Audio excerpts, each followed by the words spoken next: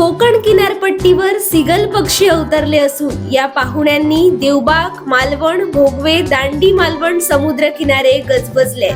देवबाग किनाऱ्यावर रपेट मारताना सिगल पक्ष्यांचे थवे दिसू लागल्यानं पर्यटकांना ते आकर्षण ठरत असून या थव्यांचे छायाचित्र आपल्या कॅमेऱ्यात टिपण्याचा आनंद पर्यटक घेत आहेत। मालवण, देवबाग, भोगवे किनाऱ्यावर मोठ्या संख्येनं पर्यटक दाखल झालेत। या पर्यटकांसाठी हे सिगल पक्षी म्हणजे पर्वणी ठरतायत।